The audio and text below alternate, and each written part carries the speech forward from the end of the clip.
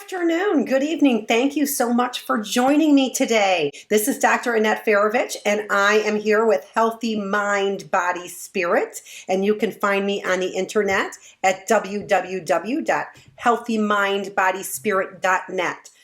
So we are going to go ahead and continue this series, Love and Sex in the 21st Century.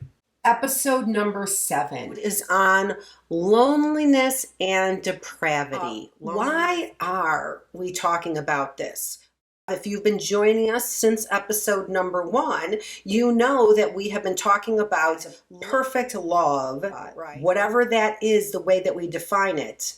However, there are real ways to define what good love is. The way that we define it in psychology, especially in the disciplines that I'm in social psychology and positive psychology, we define it in ways that make us healthy. So that's what we're looking for. We're looking for loving relationships that equate to good mental and physical health. Remember, we call that well-being. All right, so let's take a look at the past episodes that we've had so far. So first of all, we've had what is real love. And if you recall, we talked about what is real love because we wanted to start at the top of our pyramid. And at the top of our pyramid, we had family. We were also looking at the biggest goal that we have for love. Right. Episode number 2 was on love and attachment. Remember, when we're talking about love and attachment, the biggest thing that we want to think about is what are the mental images that we have of other people. We also want to think about where those loving mental representations come from. Are those mental representations that you are taking on, are those healthy mental representations? Episode number 3 and 4 was what is love and what's different today. Why did we need 2 episodes to talk about that? Well, a big reason was because there were lots of fun statistics that I presented because we needed to know definitively what is love? How is it defined by relationships and through longevity with marriages and divorce? What does it look like today? Episode number 5, do we need to love ourselves before we can love others? And you know, I'm not going to answer that question. It's a really good one and it's a complex answer. So I hope that you take a look at that. Episode number 6 was a philosophical look at love. And this philosophical look at love that I talked about also then brought in a little bit of the concepts that I talk about in my therapy. And if you are interested at all, keep following along. All right, so today is loneliness and depravity. And then the last one is God love? We're going to come back to the top of our pyramid to really look at the hard questions. Is God love? Let's take a look at episode number 7 on loneliness and depravity, and this is episode number 7 out of 8. Right. So today's agenda, what are we looking at today? Lies and social epidemics. So last week we introduced 2 lies that we believe, and remember what I said about those 2 lies, that's very important. When we are not functioning in our healthiest ways, right? Maladaptive, dysfunctional. We know our relationships are dysfunctional. We know our attitudes are dysfunctional. I can boil all of that poor behavior down to 2 lies that we believe. And also how this leads to social epidemics, which is why we're talking about loneliness and depravity. So I'm going to go into a little bit about why am I talking about that. Then we're going to talk about the loneliness epidemic and what this is and how it's related to depravity. And then chronically feeding our most basic needs, how loneliness leads to depravity. All right, and then deprivation and our most basic needs, and then we're going to talk about depravity and devolving values. Okay? All right. Okay. So I get you interested in what I'm talking about by asking you a couple questions. The first question I want to ask you is, what is the percentage of adults that are married today? And I talked about this in last week's video. What is the percentage of adults that are married today? Do you think 50%, 60%, 75%, or 80%? And the answer is 50%. Now, if you were here with me live last week, you know why this is interesting. Let's look at the next question to see why this is so interesting. What percentage of adults were married 40 years ago? All right, so we know 50% of adults, and when I'm talking about adults, I'm talking about whatever the marrying age is in that state. So eligible adults, of all the eligible adults in the United States that can be married, today 50% of them are married. What do you suppose the percentage of those adults were 40 years ago? Do you think that the percentage was 50%, 60%, 75%, or 80% 40 years ago? And the answer is 80%. And what makes that statistic so interesting? It's interesting because that is such a significant decrease in individuals who want to be married. And as a psychologist, what that says to me is that I am not willing to be vulnerable with another person.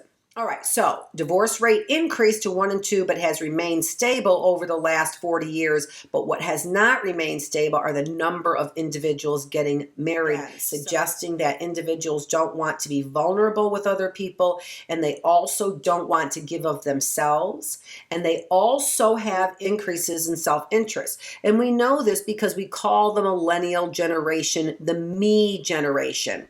So it shouldn't be surprising to see that individuals are not willing to give themselves to other people as much as they used to in the past. Now, what are the outcomes of this or the consequences of this? Let's take a closer look at that. Okay, all right. So what I said was the next thing that we have on our agenda is that we're going to remind you of the 2 lies. What are those 2 lies? That we feel that we are not worthy, or that we feel that we are stuck and we have no choices. All right. Okay. But remember, these are lies, and they aren't lies that other people are talking about us about. They are lies that we tell ourselves. Okay. Our goal was the top of that pyramid. However, very often that is what we, of course, give the least amount of time to. First of all, we give the most amount of time to ourselves, but that is the foundation. Ourselves is the foundation for our ability to love others, right? But right now, what we're talking about is an inversion of that pyramid. So what we have done is we have made the goals ourselves. So what we are doing is we are trying to find love from others, but what we have done, instead of making the goal others and then family, right, a more intimate relationship. When I say family, remember, I'm not just talking about traditional families. I'm talking about those people that we have healthy relationships with. So those define people who are part of family, and we get that by investing in others. When this pyramid, which is a list really of our priorities, right? When this pyramid is inverted, what we end up doing is not only continuing to give ourselves the most time, and when we do that, we also give ourselves the most love as well. That's important. I want you to think about that. When we give ourselves the most time, we are also then giving ourselves the most love. And when we do that, we are not as effective in sharing our love when we make ourselves, or the focus of all of our time, which means then that we are the focus of all of our love. Why do we do that? We do that because we believe those 2 lies. We believe that we are not worthy. So we need to give ourselves more time to make ourselves feel worthy. If I felt that I was truly worthy, would I need more from you? If I felt that I was truly worthy, would I need more things? If I felt that I was truly worthy, would I be ruminating about the things I don't have. And then what? And then not able to do anything about it. Line number 2, I'm stuck. Okay? If I really felt that I was worthy, I would know that I could move myself out of this position. Okay, good stuff. All right, so here are 4 social epidemics that have been identified in the psychological literature. Now, what is an epidemic? And an epidemic in science has to be defined by very specific criteria. So the first one is it is a disease that is increasing rapidly and or it is affecting a great number in the population. Now, when we take a look at, for example, the AIDS epidemic did not affect a large portion of the population, but we saw the disease increase significantly fast. Why is depression called an epidemic? For the same reasons, because it meets the same criteria, because we have seen depression actually affect a significant portion of the population, but we have also seen it increase significantly fast. Anxiety, less of the population experiences anxiety than depression, although that is increasing and has increased quickly. And what about apathy? And what is apathy?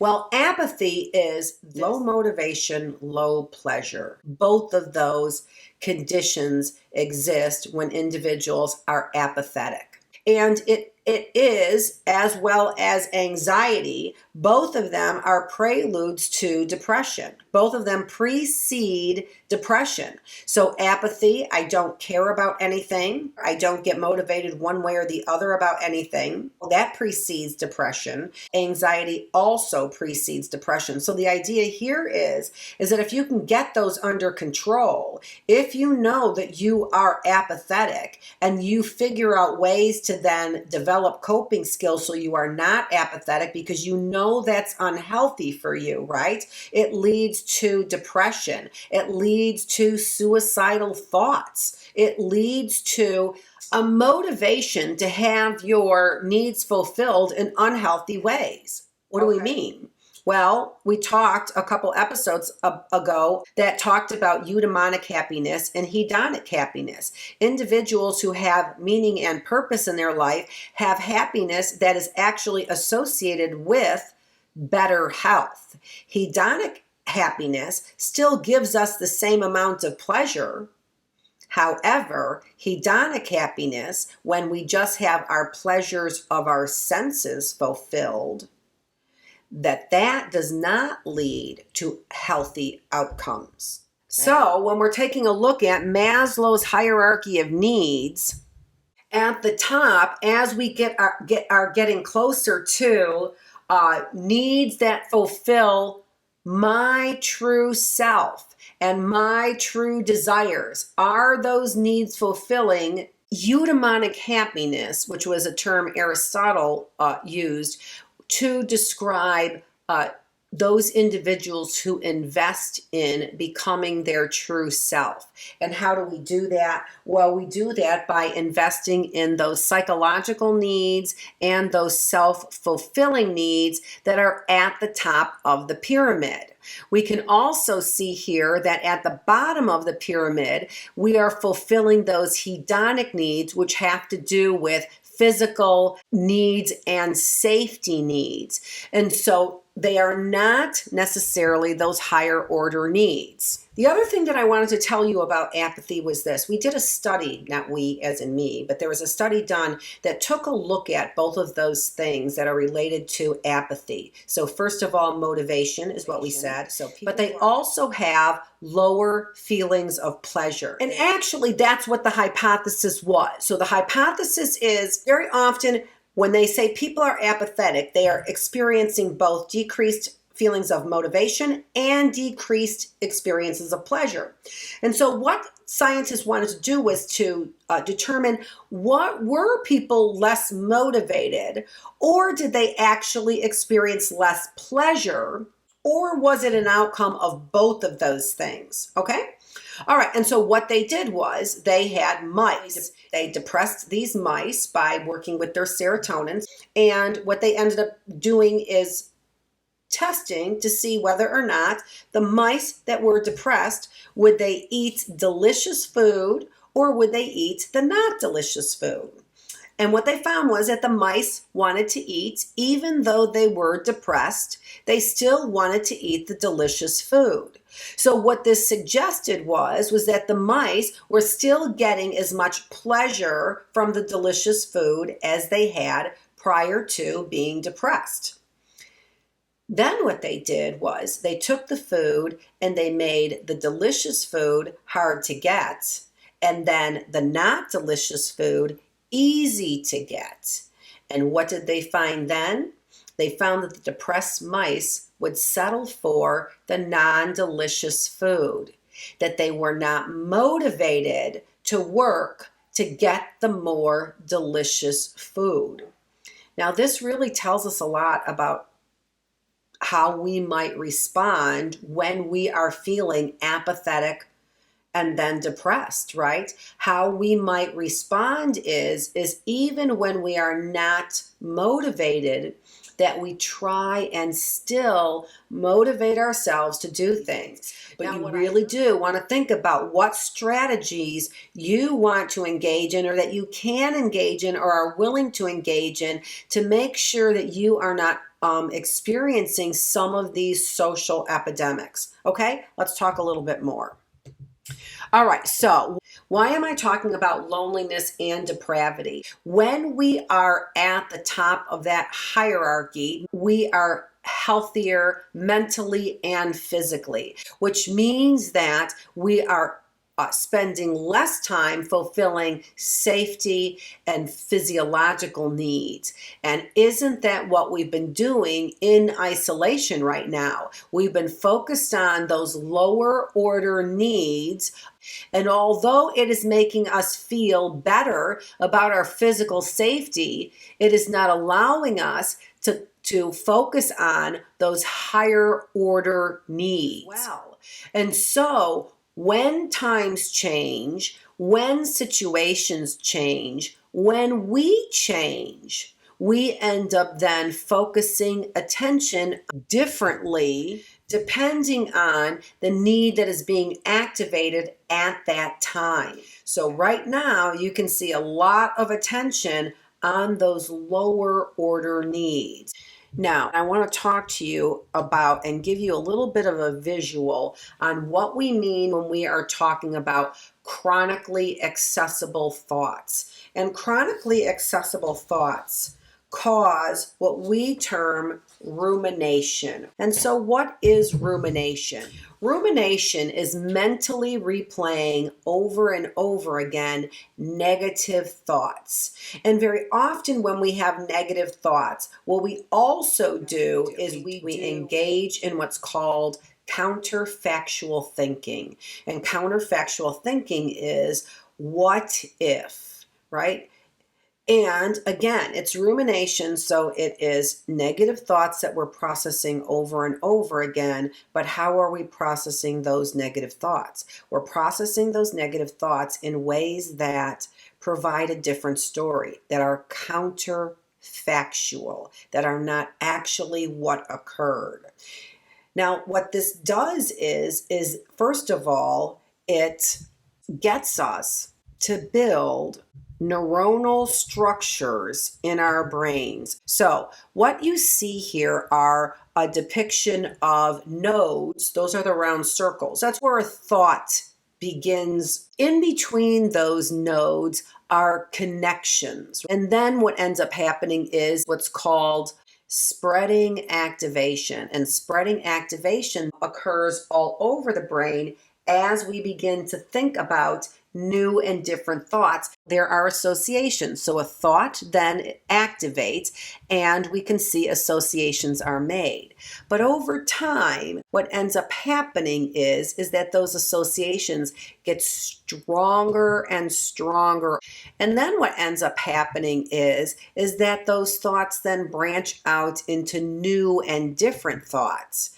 And this happens with all of our thoughts, right? So we can see then they branch out, and not only do they branch out into new and different thoughts, but as we continue to think about those thoughts, those new and different thoughts begin to get stronger, so that those neuronal pathways, okay, so those pathways in our brain get stronger and stronger. And this is great if we're thinking about something in a creative kind of way, right? But if our thoughts tend to be more negative thoughts, and they become more impulsive as well as dysfunctional.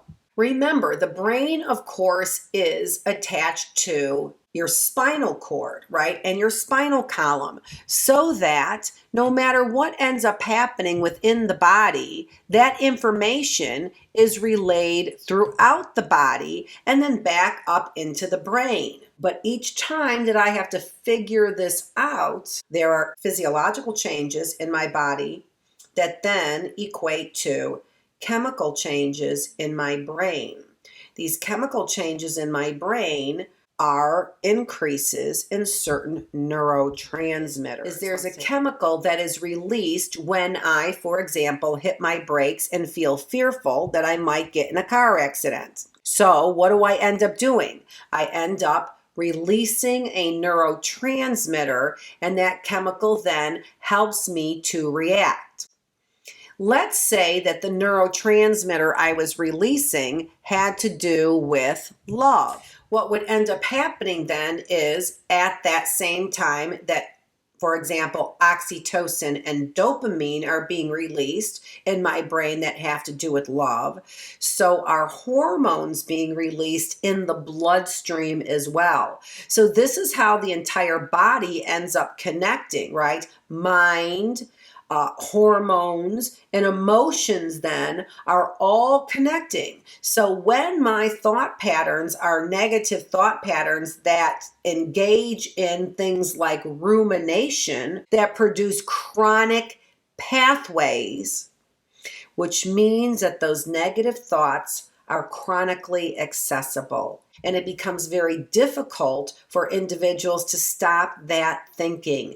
That's the reason why we're seeing epidemics of anxiety and depression and apathy, because we create these neuronal pathways in our brain that become fixed and become deeply ingrained in our thoughts, so that those patterns are very quick to activate and we are very quick to react to them.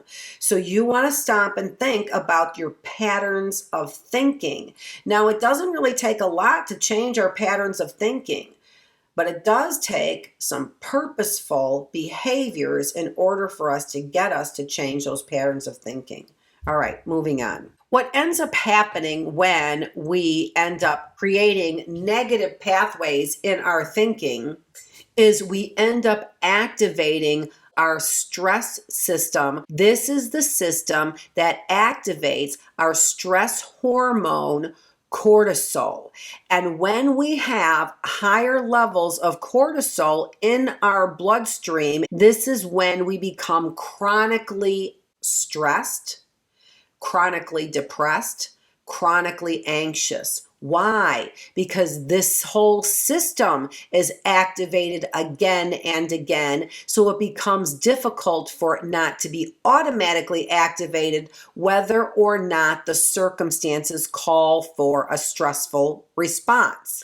Again, what is key here is whether or not that stress hormone is being activated over and over again because of fear that's here, but not necessarily in our environment. Remember, we started this session talking about how much of this really is perspective about our fears as opposed to actually having our physical bodies actually really being threatened. Now let's talk about a couple of the statistics that are related to this loneliness epidemic. And we have new terms now that are defining this loneliness epidemic. One of them is lonely death. And we see much of this in Japan, where we see higher rates of suicide than most of the rest of the world. And we also see higher rates of these unexplained deaths.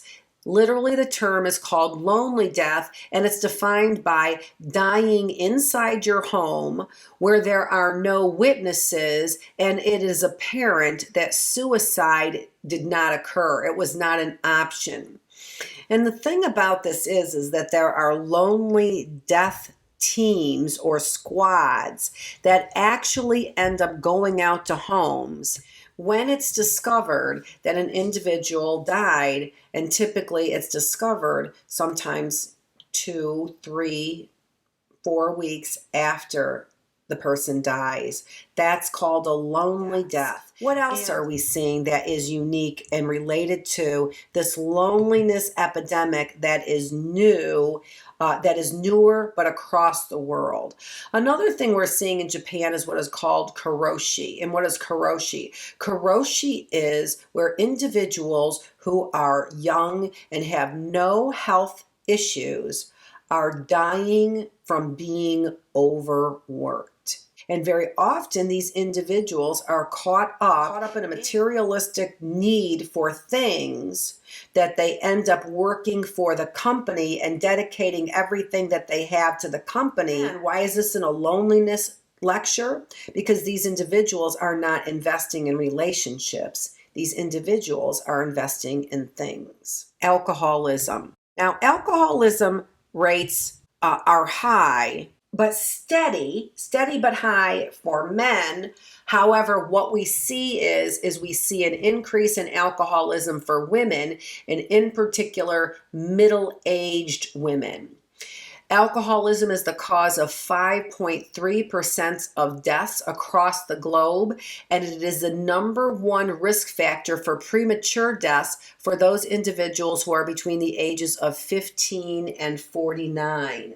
Now, we're talking about comorbidities of loneliness. What are comorbidities? They are things that interact that make both worse. So loneliness is comorbid with alcoholism in that it makes alcoholism worse, and alcoholism makes loneliness worse. And so what we're seeing here is we do have a lot of statistics on loneliness, but they are also interdependent on other variables that interact with loneliness. Now I want to take a look at the definition for depravity, because we are looking at loneliness, but loneliness very often can be the outcome of circumstances that maybe we have no control over.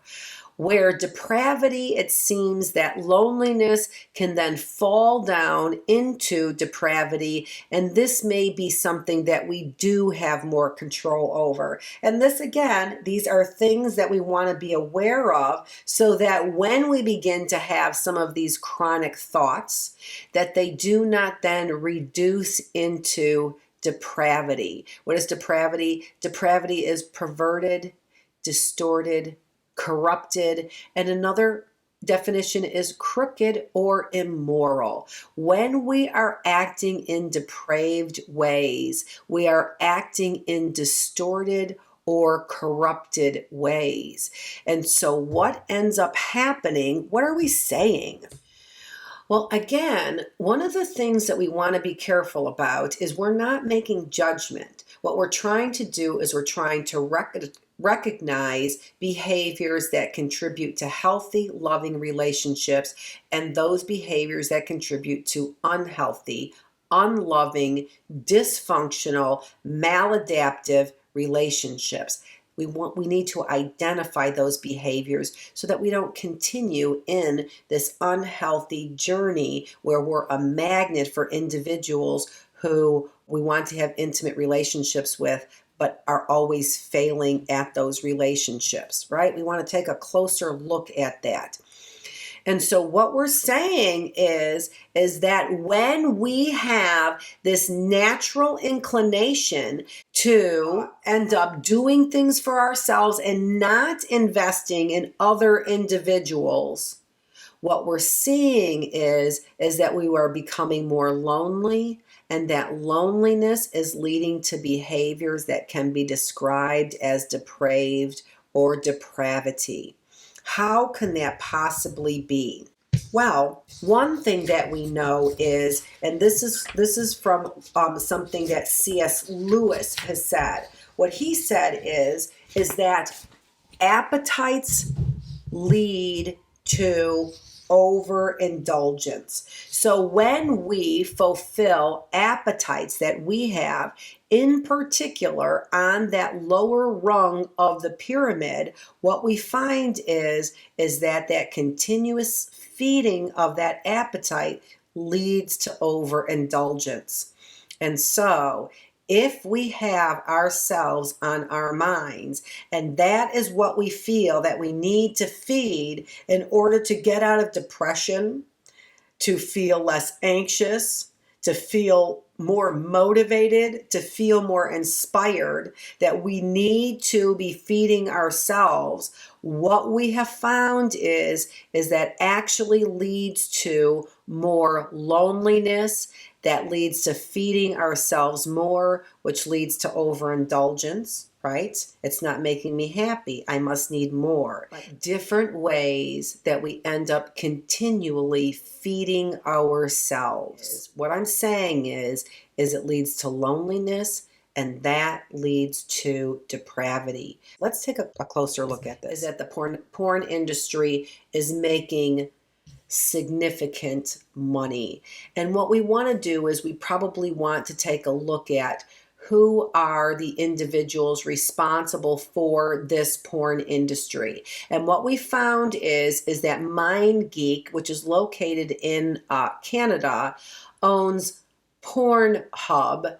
And if you take a look at some of those advertisers that they have on there, you can stop buying those products, because what they are doing is they are feeding an industry of depravity that not only increases violence against women and violent attitudes against women, including supporting rape myths against women and supporting deviant behavior towards women, which is suggesting that women are undeserving of better treatment. That's what the porn industry has done to women. But of course, worse and even more depraved is what the porn industry has done to children.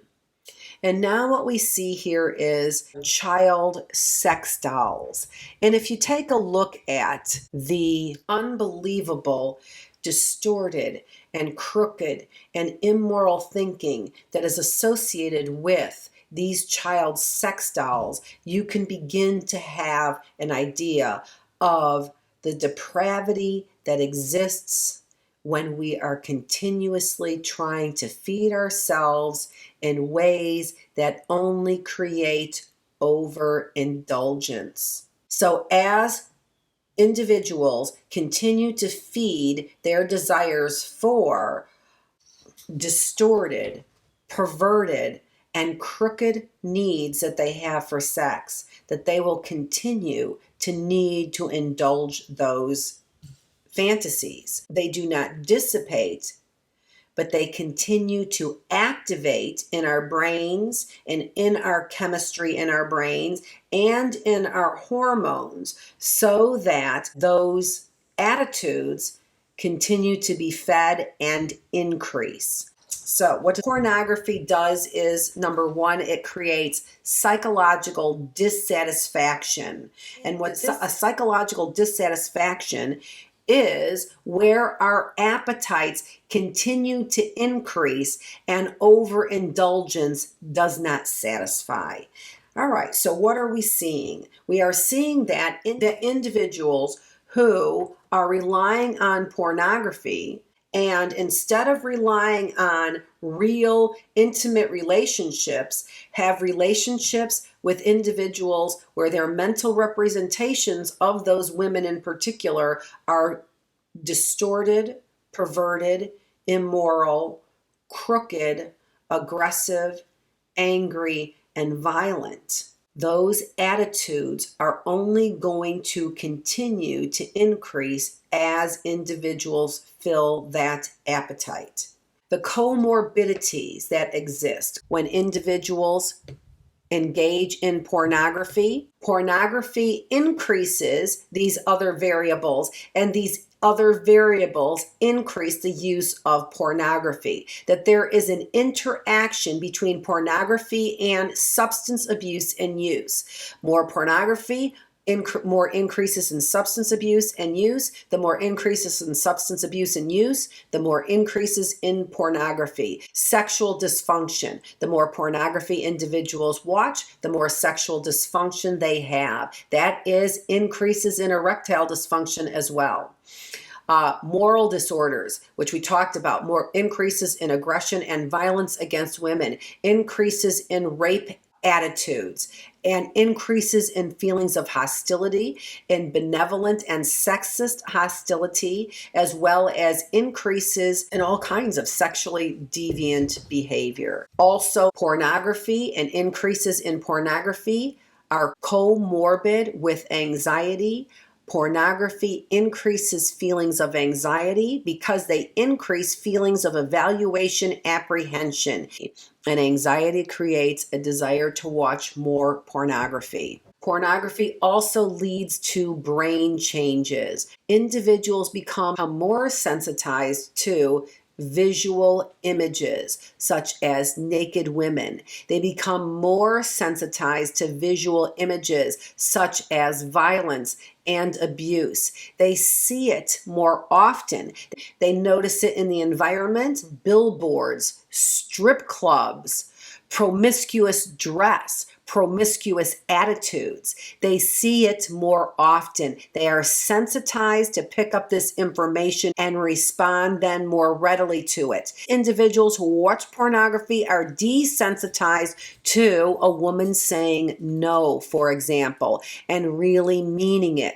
If I watch pornography enough where the woman says no, but in the video is portrayed as actually not meaning no, then what I become is desensitized to those women who are actually saying no, or desensitized to those cues that are saying that I'm not interested. So what we're doing is mischaracterizing women more readily because we are sensitive to the cues that say she's interested, and we become desensitized to those cues that say she's not. And of course, I'm referring more often to this being a violation against women because 80% of the time it is a violation against women. The next one that I have there is pornography contributes to dysfunctional prefrontal cortex.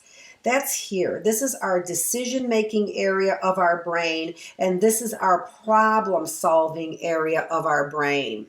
So, if we are with a woman and we are reading cues more often that say she's interested, not because she's saying she is, but because that's what I'm interpreting. And then I get some conflicting cues that say she's not interested.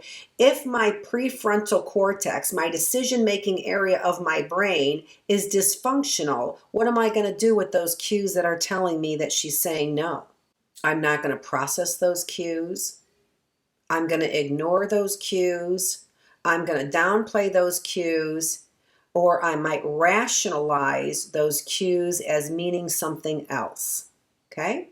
That's dysfunction in our thinking that occurs because of pornography. We think women are this way. In reality, we see cues that they are a different way.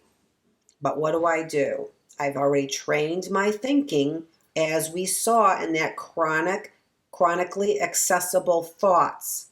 What becomes chronically accessible is women want it that way, and they want it from a bad boy who's rough. Okay? All right, so this changes our thinking, which changes our chemicals in our brain as well, so that our whole chemistry then is reacting in this aroused way from pornography or any association that we are making with sex. All right, and then the last one there is malfunctioning stress symptoms. And this goes back to the HPA system that I was talking about, right? So your stress system becomes dysfunctional because it's always activated when what? When I'm reading cues, but they might mean something different, right? So there's cognitive dissonance that I'm feeling there. My attitudes or what's going on is not really matching what I really feel, what she really means, right? Okay. And so what this is doing then is creating all this inability to comprehend things appropriately, is creating dysfunction in our entire stress system. Whether or not we alleviate the stress by lying to ourselves doesn't mean that our body still does not activate in a stress response kind of a way. And that stress response then becomes dysfunctional. Stress response, a woman screams, no, there should be a particular stress response. But if I've seen time and time again that means something entirely different, then my stress response becomes very dysfunctional. And now what ends up happening is that our thinking and executive function becomes dysfunctional. It doesn't operate appropriately. Now, again, this just goes into a little bit more detail about our prefrontal cortex and what is going on more specifically with our thinking. Executive functions are the way that we are able to put a lot of different pieces of information together so that we function appropriately. That's our executive function. We can think about it as higher order thinking. So what happens when we watch pornography? First of all, it increases our impulsivity. If we are not thinking clearly, if our thinking and our higher order thinking is dysfunctional, then what we are doing is we are thinking then and making decisions much more quickly, and so it increases impulsivity. It also increases cognitive rigidity and impedes thinking. So what does that mean? We're going to continue to use those same routes over and over again, and that is rigid thinking. And it impedes then our ability to make new connections. When we make new connections, we're thinking in new ways. When we have cognitive rigidity, we are not thinking in new ways, and it impedes making new and appropriate associations. The next issue that we have with pornography impeding our thinking and executive function, it also increases our inability to shift our attention.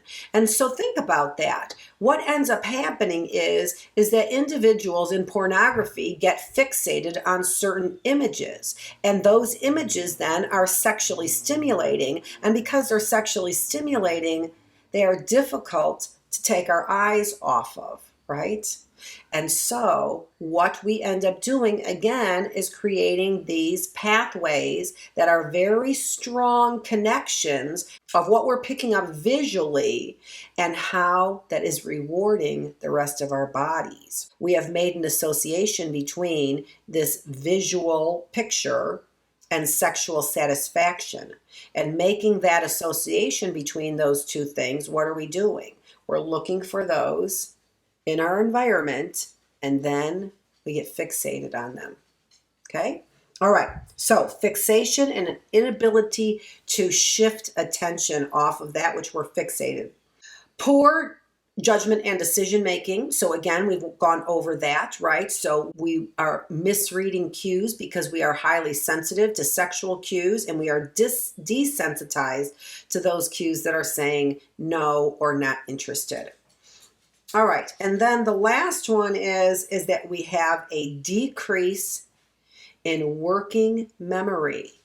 So here, if I am if I have an environment with a lot of stimuli that's going on, and then there's a crime that's committed, and I am then able to focus on many different activities happening in that event, occurring in that environment, more of that is going to get into my brain for processing and recalling later on.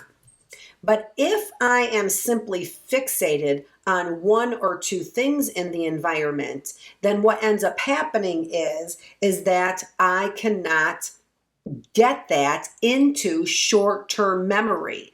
That's working memory. I can't process it. I can't get it in there. It never activated anything in my memory because I never noticed it. It never got into my senses in the first place. If I can't see something, if I don't notice something with my eyes because I'm fixated on something else, that other variable, that other event cannot get into my mind for processing.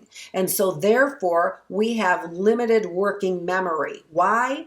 Because we are fixated on a limited amount of stimuli that all is associated with the reward of sexual satisfaction, the reward that I'm giving to myself. Okay, so what are we doing? We're cutting other people out of the picture, other emotions out of the picture, other words, other phrases, all kinds of things, right? I look at her clothing and that was enough for me. Or I looked at the way that she laughed at my jokes and that was enough for me. I didn't notice the other things. If I don't notice the other things, they can't get into working memory. It also decreases our ability to emotionally regulate. That's the last item there on that list. Emotionally regulate. So I should feel fear, empathetic, apprehension, compassion when somebody is asking me to stop a certain behavior, right? Especially an intimate behavior. I should have a specific response to that. And that response is pretty universal. That is there's an appropriate response when a woman says no, she's not interested, right? And there's an appropriate response when a woman screams that, right? If I'm not having the appropriate emotional response, well, then that means that my emotions are dysregulated. They're not functioning correctly. And if I see women as having no needs other than that of a doll, for example, the needs of a doll that I can command or get to do what I need them to do, then how would I know how to inappropriately respond to a human being, right? When all I've been fed is, and all I've overindulged in is feeding those chronically accessible, depraved, perverted thoughts about the way that human beings work. And for what reason? To fulfill the bottom rung of that pyramid, the bottom layer of that pyramid, right, that we've moved up to the top, to fulfill our own needs, regardless of anyone else's needs, desires, communication, words, fears, rights, privileges. Regardless of all of those things, we are focused on that bottom foundation ourselves, which has become our top goal when we are consumed and overindulging in pornography. And when we feed that habit, we will overindulge in pornography. How did we define psychological dissatisfaction? Psychological dissatisfaction is when our appetites increase from overindulgence. Our appetites continue to increase from overindulgence. This is psychological dissatisfaction, and we see it in play when individuals are addicted to and get involved with pornography. We're not quite sure, but it looks like pornography actually may be making more money than the alcohol industry. And this is really striking, isn't it? That we are not only allowing this dark industry to infiltrate our minds and our thinking and our attitudes, but there are great consequences to human dignity. This is a quote by C.S. Lewis. So what does it say there? When a thing has to be attempted, one must never think about possibility and impossibility. Now, what he was talking about relative to abstinence. And so individuals who contemplate the idea of not having sex. But what he said about this was, when a thing has to be attempted, one must never think about the possibility and impossibility of doing it, right? Is it possible to do or impossible if something has to be attempted? Like, for example, if you have to give up drinking, one may not want to think about the possibility or impossibility of that task. If you are thinking about being abstinent, one might not want to think about the possibility or impossibility of that task, because what that does is it may remove our motivation to accomplish that task. C.S. Lewis says that about our desires is that desires we are resisting very often we feel are so natural, so healthy, and so reasonable that to resist them seems unreasonable, perverse, or abnormal. We are trying to resist desires that feel so natural, so healthy, and so reasonable that to resist them seems unnatural, almost perverse and abnormal, is what he says. However, when we think about that, human beings don't engage in sex in natural, healthy, or reasonable ways very often. Now, again, this is not about judgment and what happens in your bedroom. If it's between two consenting adults, scripturally, it's fine. Okay. Sure, there's some caveats there, right? Especially when you're talking about consensual adults. How consensual are they? But nevertheless, we're not talking about what you do in an intimate relationship. What we're talking about is what you do when you are engaging in casual sex. So what C.S. Lewis is saying is this engagement in casual sex feels natural. It feels reasonable to us. And when I put the brakes on, sometimes that feels unnatural, right? Especially if I'm obviously aroused, then to go against that natural inclination seems to be unnatural, almost perverted. And what is the reason for doing that? Right. But what C.S. Lewis also points out is that we as human beings have raised sex to an unnatural level. We don't see animals putting sex as the priority that we see human beings make sex, right? So we have already raised it to an unnatural condition. So to rely on the animal kingdom to tell us what is appropriate for human behavior regarding sexuality, right? It's just a natural occurrence. We rely on nature to tell us what is appropriate for human behavior regarding sexuality. Good luck with that, right? Because animals really are not going to tell us anything about intimate relationships. And intimate relationships is where we experience our greatest joys, our greatest pains, our greatest emotions. Sometimes, very often, even our greatest accomplishments are within those relationships that are most intimate to us. And so when we act like those are simply just a natural occurrence, just like it occurs in the animal kingdom, we really are doing ourselves a disservice. And that's what I'm suggesting to you leads to depravity.